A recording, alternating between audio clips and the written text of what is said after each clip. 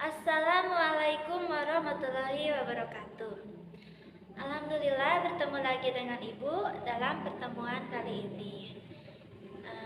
Bagaimana kabarnya anak-anak? Semoga kalian semua dalam keadaan sehat dan tetap semangat dalam belajar. Baiklah, dalam pembahasan kali ini kita akan membahas tentang yang pertama, yaitu pengertian infak.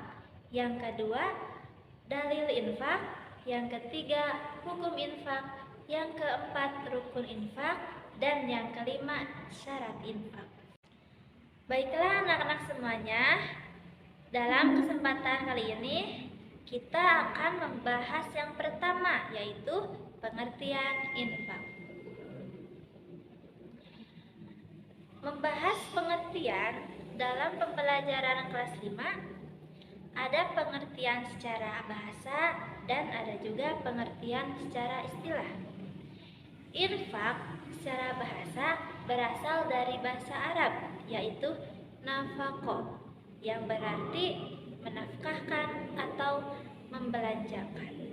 Sedangkan infak secara istilah yaitu menafkahkan atau membelanjakan sebagian harta benda yang kita miliki yang ada di jalan Allah Subhanahu wa Ta'ala.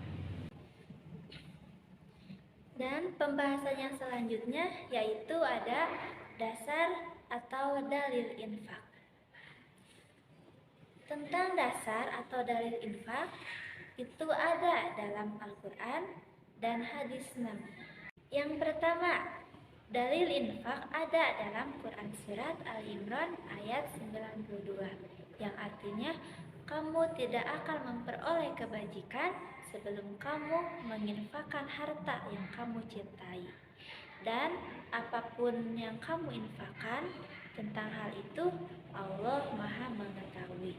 Quran Surat Al-Imran ayat 92. Dan yang selanjutnya yaitu dalam hadis Nabi Muhammad SAW.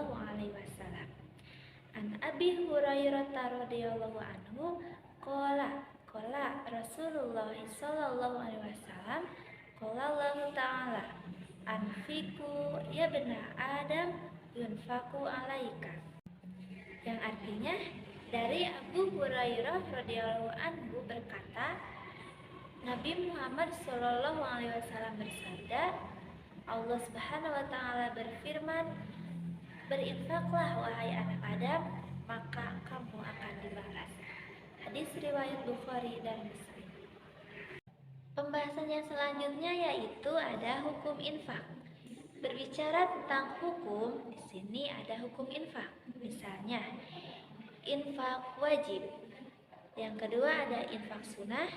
Yang ketiga ada infak mubah. Dan yang keempat ada infak haram. Nah, sekarang kita mulai dari yang pertama, yaitu infak wajib. Seperti apa? Seperti mahar pengantin. Nah, jadi seorang laki-laki itu ketika mau menikahi perempuan, maka dia wajib memberikan mahar atau lebih dikenal dengan mas kawin. Nah, atau juga menafkahi keluarga. Nah, ini wajib. Bagaimana wajib? Jadi, wajib itu jika dilaksanakan akan mendapatkan pahala, jika ditinggalkan akan mendapatkan dosa. Yang kedua yaitu ada infak sunnah, seperti infak untuk perjuangan di jalan Allah.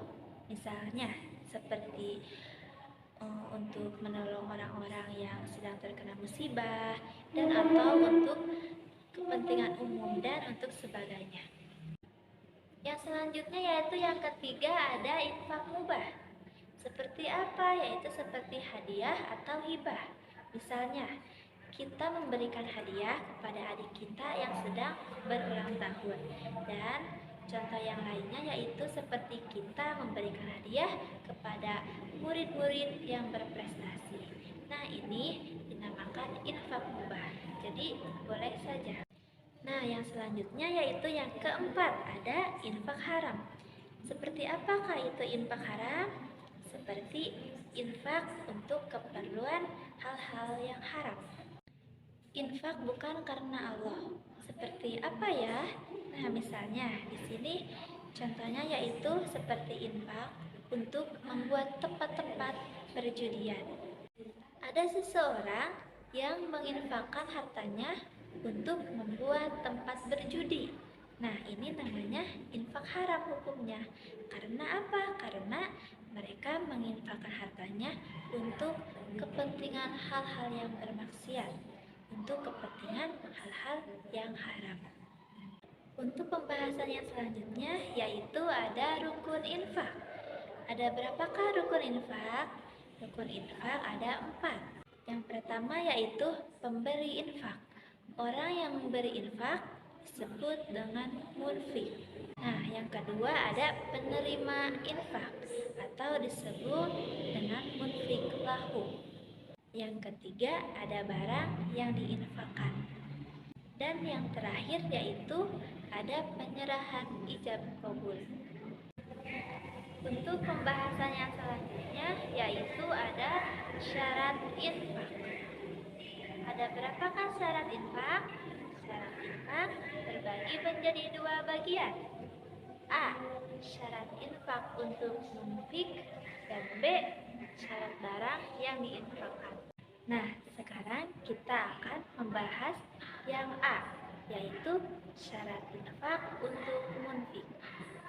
Yang pertama, orang yang memiliki harta lebih.